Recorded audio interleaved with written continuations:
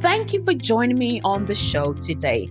This is the Now Talks, a collection of inspiring personal stories and leadership lessons from some of the world's most iconic leaders. It is the weekly podcast for women in leadership, brought to you by Nations of Women. My name is Dr. Tina Allton, and I'm your host for today and the coming weeks.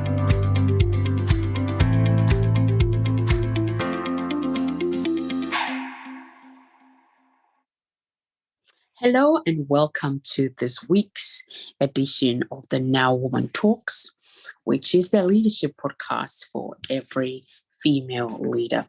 This week is Christmas week, and I want to talk to us about winning, and others will say winning or losing, or heads and tails, if you want to call it that way. But I believe that as leaders, there's no really heads and tails. There is always a win, whether it's in the heads or it's win in the tails, because you can always learn something from an experience.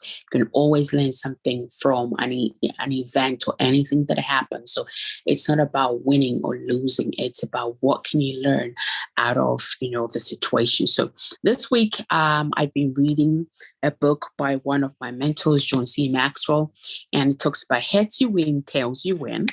And so it starts off by looking at, there's a leader called David. And the story goes that, David led with the integrity of his heart, which is a pure heart, and guided, the people. So he led the people that he was called to be a leader over with the integrity of his heart, and guided them by the skillfulness of his hands. And therefore, it means that if you think of that as a two-sided coin, right? You need both sides to make the coin.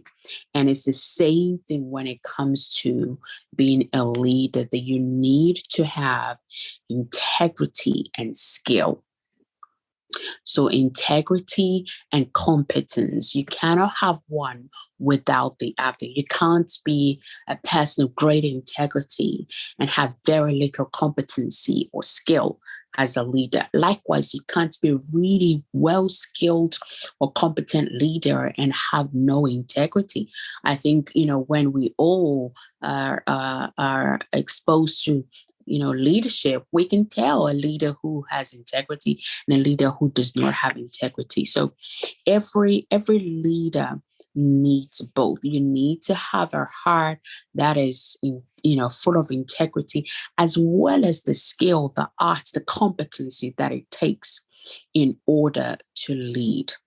If you don't have either of these, it's more or less the recipe for failure, right? And so with that in mind, I want us to look at, in this book that I'm reading, like 11 keys to become an excellent leader, 11 keys that would really help you to be a leader of excellence. And it really helps. It's designed to help you develop your leadership skills, your leadership competencies, if you will. So number one, but not necessarily in any specific order, is the first thing that we must consider as leaders, even as we're winding down this year and looking ahead towards 2023. I want us to think about this, value excellence. Do you really place any value on excellency, doing things in excellence? Or are you a leader who's like, excellence is not about perfection, but excellence is doing something to the very best of your ability, where you think through things, you give thoughts to a process, you give thoughts to, maybe the people that are coming, whether it's an event, let's say, for example, or a presentation or a talk, whatever it is that you've got to do as a leader. Do you take time and think through and do it with excellence, or you just do things anyhow? That's a thought. The second thing is not settle for average.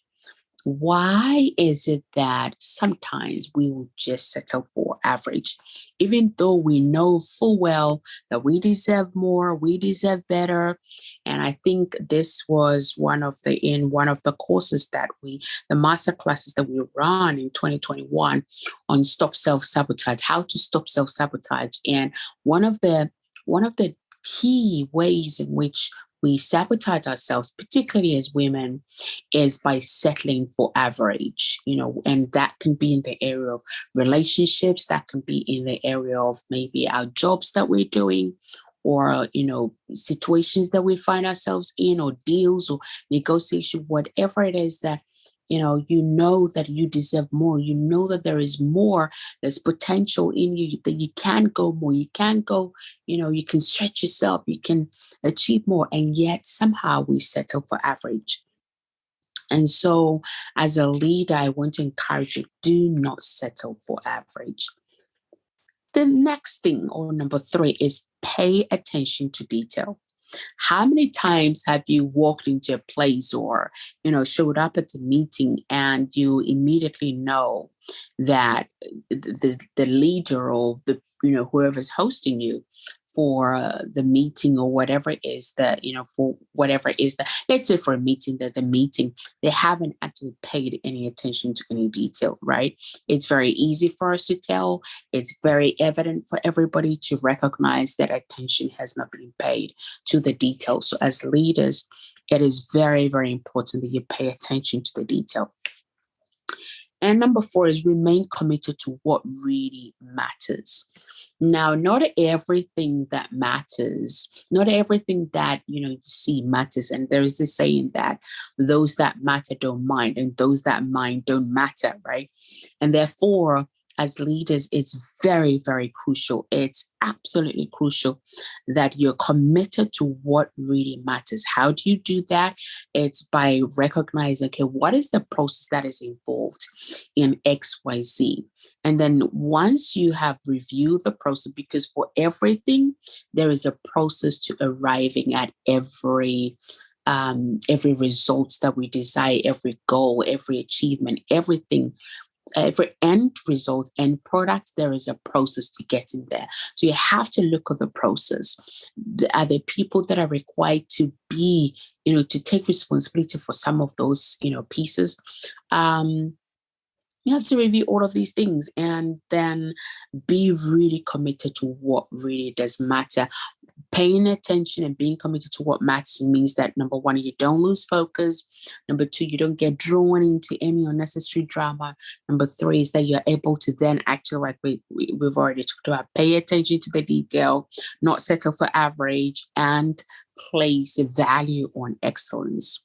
Number 5 is display integrity and sound ethics. Now, leadership is not easy. Leadership requires making some really hard decisions, really difficult decisions sometimes.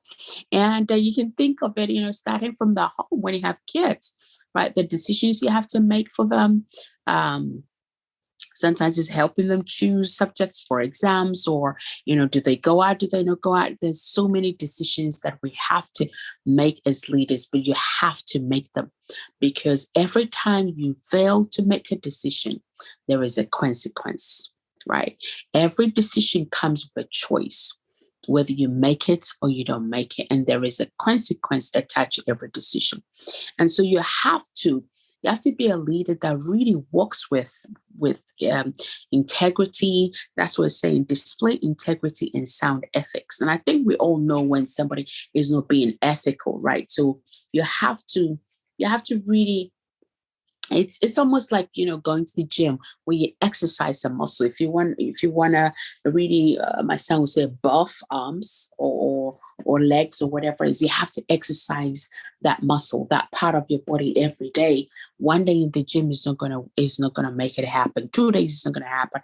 Even 1 month is not gonna happen. But as you do it on a daily basis, being consistent and be committed to the process, that's when it happens, right? That's where all the hard work that's gone into the gym begin to show. It's the same thing with integrity and being ethical.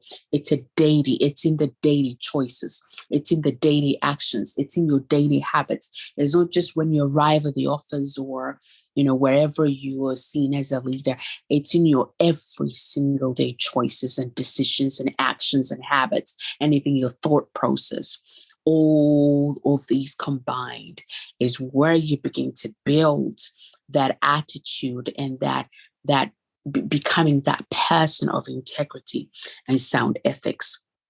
Number 6 is show genuine respect for others. How often have you, you know, I think one of the places that really this happens often is at the restaurant. We go to the restaurant, maybe it's the servers, you can talk, but no, you have to display sound, like real genuine respect for others. And I think my very good friend Mark Whitaker from Coca-Cola really talks and brings home this message of how do we show respect for others. So if you haven't listened to it, I recommend you go back to the podcast. It's called Leads.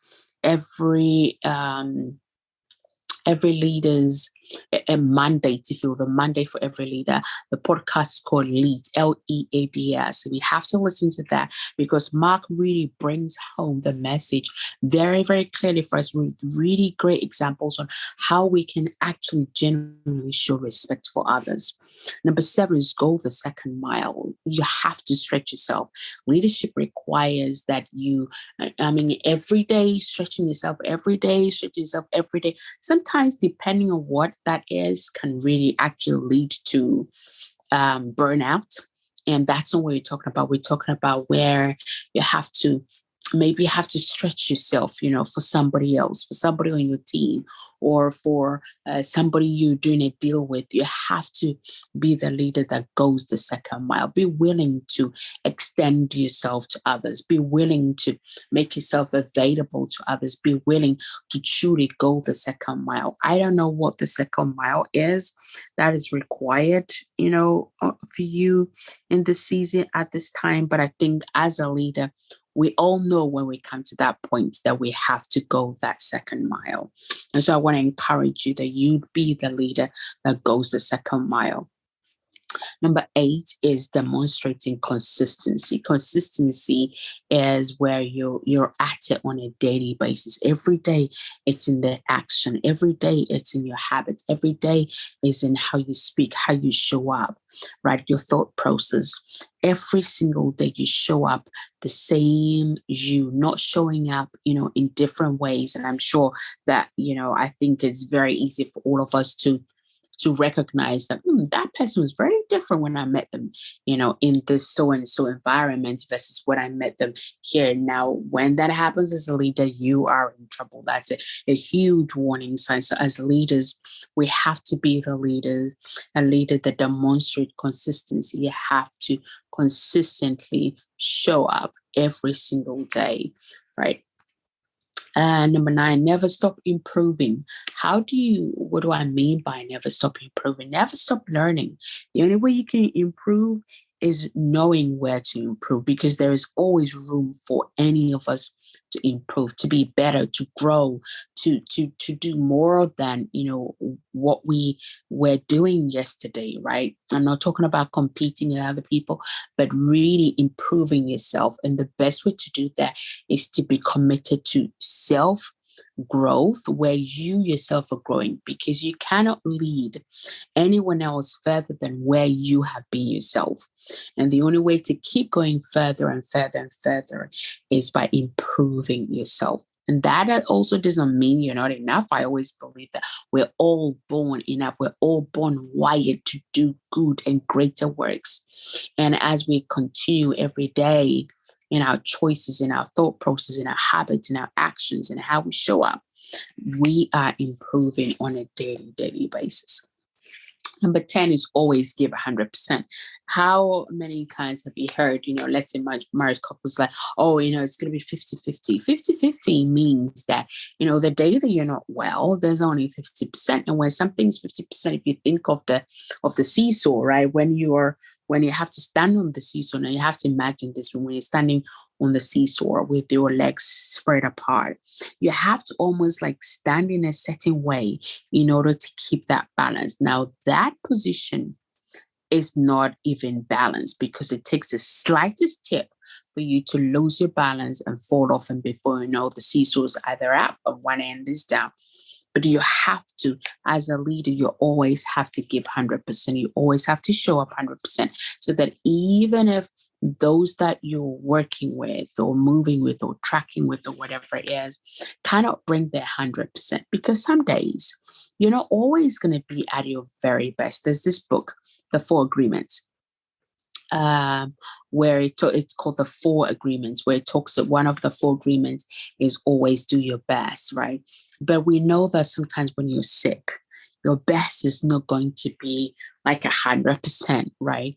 And so you have to be, as long as you're not sick, or maybe, something really horrible or traumatic is going on that is impacting you emotionally. But we're all human beings. And so we all get impacted sometimes, somehow, some more so to a larger extent than the others. But you always want to be, when you're not in that, situation, emotionally impacted or any sick or anything, then you want to be a leader that shows up and give 100%, because then you can always ensure that there is balance, there's harmony, there's peace, there is, joy, excitement, there's real sense of unity, if you will, around you as a leader. And finally, the 11th thing that allows you to be a leader that leads with your heart, but also has, great competency, that is skill to lead people, is make excellence a lifestyle. And I think we've already talked about excellence. Make excellence your lifestyle. I'm not talking about perfection, but excellence is where you think about the details, where you pay attention to what matters, where you're focused, you're committed. You respect other people, you go the second mile, you demonstrate consistency, you show up consistently, constantly, you don't stop improving yourself, and you always give you 100%. And I'm sure there is many more that I want to invite to detail, to add to this, maybe in the comment section as you're listening, is that make excellence a lifestyle. And so that said, I want you to perhaps, I want to just go through what I've mentioned here. Which of these keys stand out most to you, right? And I've given you 11 keys here as you think about your leadership in 2022. And as you're looking forward to 2023, be a leader that values excellence. Don't settle for average. Pay attention to detail. Remain committed to what really matters. Display integrity and sound ethics. Show genuine respect for others. Go the second mile. Demonstrate consistency. Never, ever, ever stop improving. Always give your 100%. And in addition, to underpin all of this, the greatest foundation and key you can have as a leader is to make excellence a lifestyle. And so that, my dear friends, brings us to the end of our conversation this week. And I hope that it's been great and you have some keys to take out of this. Until I come your way next week, remember that as a leader, you are the coin with two sides, a heads and a tails, neither of which means, neither of which is bad. And the heads, the two-sided coin, requires that you lead with, outwardly with skill, with competency, and inwardly with integrity. With having one without the other leads to failure. And so I wish you all the very best. I hope you had a wonderful Christmas, and I can't wait to bring you some more conversations in next week's edition. Take care. God bless you, and Merry Christmas.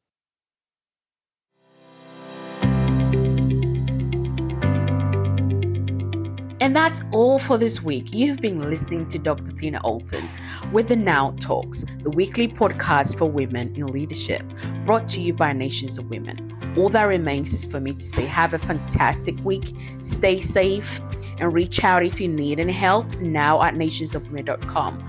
Until next time, enjoy the pursuit of your potential, and remember, now is your time.